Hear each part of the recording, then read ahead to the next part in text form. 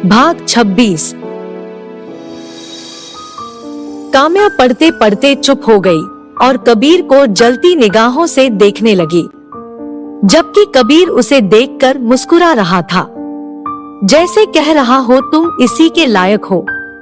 सबको खुसूर पुसर करता देख मिस्टर भाटिया बोले, प्लीज आप सब लोग शांत हो जाओ, ये मीटिंग रूम। यहाँ की भी एक मर्यादा होती है, जिसका ख्याल शायद मिस खन्ना को तो बिल्कुल नहीं है। कम से कम आप लोगों को तो बिजनेस के रूल्स पता होंगे। फिर काम्या की तरफ मुंह करके बोला, मिस आपको तो मैं बाद में देख लूंगा। मैं आपके अगेंस्ट लीगल एक्शन हूँ और हमारी कंपनी की तरफ से आपको आगे से कोई भी प्रोजेक्ट नहीं दिया जाएगा।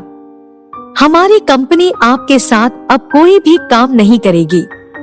आप एक प्रोजेक्ट को पाने के लिए इतना नीचे गिर सकती है, मुझे नहीं पता था। और इतना घटिया प्रपोजल देने की आपकी हिम्मत कैसे हुई? आप बाकी सबको भी अपने जैसा गिरा हुआ समझती है क्या? काम्या की आंखों में इस वक्त आंसू थे। इतनी बेइज्जती तो उसकी आज तक कभी भी नहीं हुई थी। उसे तो समझ ही नहीं आ रहा था कि उनके साथ यह सब हुआ क्या है। तो वो अपनी सीट पर चुपचाप जाकर बैठ जाती है। मिस्टर भाटिया कबीर से बोलते हैं, मिस्टर कपूर, आई होप कि आपके पास तो प्रेजेंटेशन होगी देने के लिए और आप हमें मिस खन्ना की तरह निराश नहीं करेंगे। तो आइए और आप अपनी प्रेजेंटेशन दीजिए। कबीर ने एक गहरी सांस ली और अपने कोट के बटन बंद करता हुआ खड़ा हुआ। उसने अपने सामने रखी हुई फाइल उठाई और उसमें से पेन ड्राइव निकालकर प्रोजेक्टर से कनेक्ट की। फिर उसने अपनी प्रेजेंटेशन सबको दिखाई। वह बहुत ही आत्मविश्वास से प्रेजेंटेशन दे रहा था और सब उसे ही देख रहे थे। उसकी प्रेजेंटेशन देखकर बाकी सबको भी लगा कि शायद ये प्रोजेक्ट कपूर्स को ही मिले। उसके बाद सब ने एक एक करके अपनी कंपनी की तरफ से प्रेजेंटेशन दी। प्रेजेंटेशन देने के बाद मिस्टर भाटिया अपनी टीम से डिस्कस करने लगे कि किसकी प्रेजेंटेशन सबसे अच्छी है और ये प्रोजेक्ट किसको मिलना चाहिए। ये थोड़ी देर बाद वह विनर अनाउंस करने के लिए सामने आए। कबीर को कहीं ना कहीं ये विश्वास तो था कि प्रोजेक्ट उसे ही मिलेगा, लेकिन फिर भी एक अजीब सी बेचैनी थी उसे।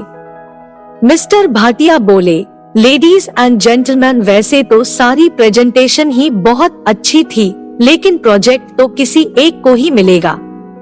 लेकिन कुछ प्रेजेंटेशन तो ऐसी थी जिनके बारे में ये कहना हमारे लिए भी थोड़ा मुश्किल है कि इनमें से कौन सी बेहतर है। हमारी टीम को 2 कंपनियों का प्रपोजल सबसे बेस्ट लगा है, इसीलिए उन 2 कंपनियों के बीच में टाई हुआ है। इसलिए हम सब ने डिसाइड किया है कि ये प्रोजेक्ट भी उन दोनों कंपनियों को दिया जाता है, और वो है Kapoor industries and Thakur enterprises. ये सुनते ही कबीर के चेहरे पर जहां एक सुकून आ गया, वही कुणाल खुशी के मारे अपनी सीट से ही उछल पड़ा। सब लोग अपनी अपनी सीट से खड़े हुए और राजेश ठाकुर और कबीर को बधाइयां देने लगे। कबीर भी अपनी सीट से खड़ा हुआ और जाकर राजेश ठाकुर के पैर छुए। कुणाल भी आकर कबीर के गले लग गया और कबीर ने भी उसे कसकर गले से लगा लिया। फिर कबीर और राजेश जी ने जाकर मिस्टर भाटिया से हाथ मिलाया और कल सारी फॉर्मेलिटी पूरी करने की बात करके भाटिया वहां से चले गए। ईशान और काम्या को एक तरफ खड़ा देखकर कबीर उनके पास गया और बोला, क्या हुआ काम्या? कुछ ज्यादा ही परेशान लग रही हो। लगता है मीटिंग में तुम्हारी कुछ ज्यादा ही बेइज्जती हो गई। वैसे सब मुझे मुबारकबाद दे रहे हैं, तुम नहीं दोगी? काम्या बोली, मेरी परवाह करने की तुम्हें कोई जरूरत नहीं है मिस्टर कबीर कपूर। जाकर अपनी और अपनी बीवी की परवाह करो। कबीर बोला, मेरी बीवी की तुम्हें बड़ी परवाह हो रही है। वो मेरा पर्सनल मैटर, मैं अपना पर्सनल और प्रोफेशनल मैटर अलग अलग प्रोफेशनल मैटर। ईशान बोला, ओह रियली?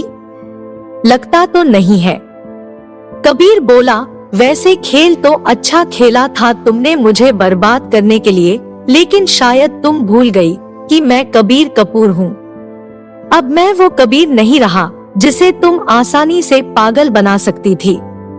वो कबीर दिल से सोचता था और ये कबीर दिमाग से सोचता है।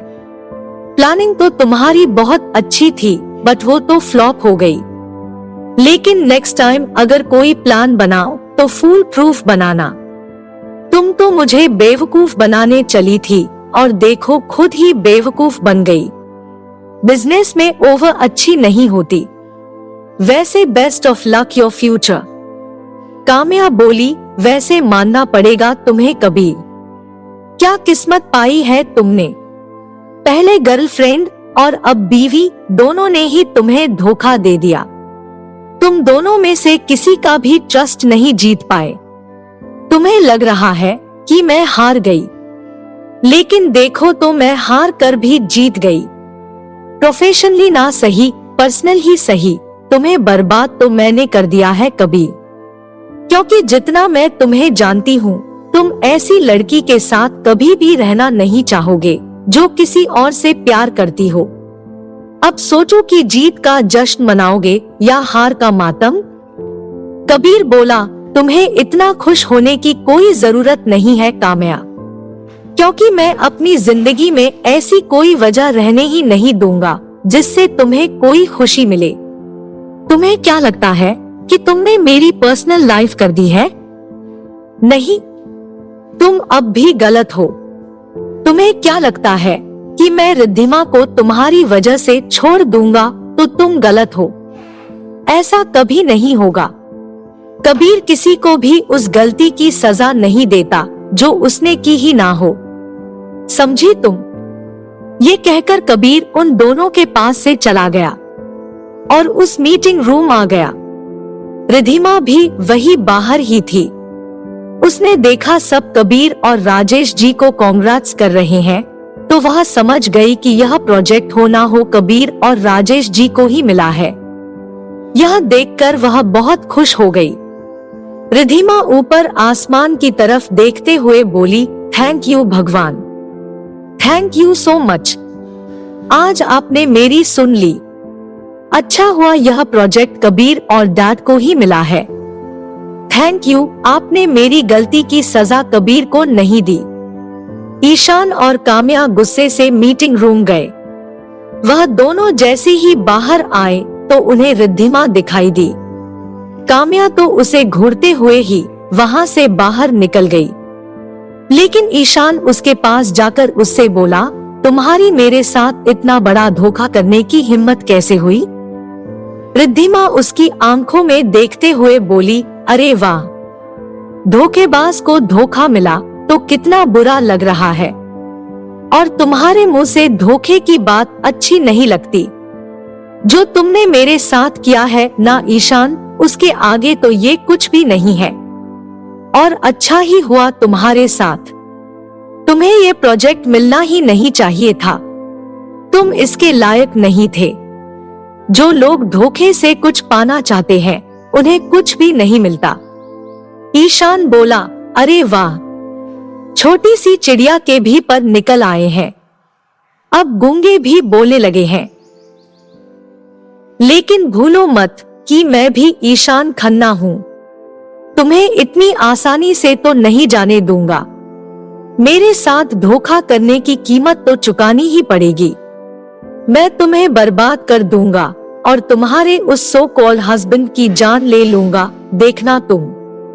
रिद्धिमा गुस्से से बोली, तुमसे जो बन पड़े वह करो। अब मैं तुम्हारी खोखली धमकियों से नहीं डरती। तुम्हें जितना बुरा करना था मेरे साथ कर चुके हो।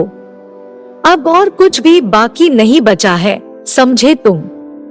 तुम्हारी वजह से मैंने अपने पेरेंट्स का ट्रस्ट खो दिया, अपनी बेस्ट फ्रेंड्स को गलत समझा, शादी जैसे पवित्र रिश्ते की अहमियत नहीं समझी और कबीर जैसे अच्छे इंसान को धोखा दिया।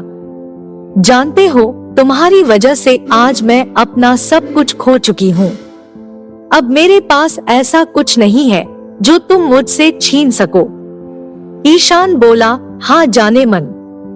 कहा तो तुम सही रही हो कि अब बर्बाद होने के लिए कुछ बचा ही कहाँ है।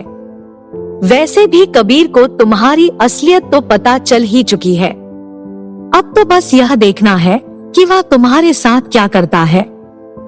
ये कहकर ईशान उसे टफ लुक देता हुआ वहां से चला गया।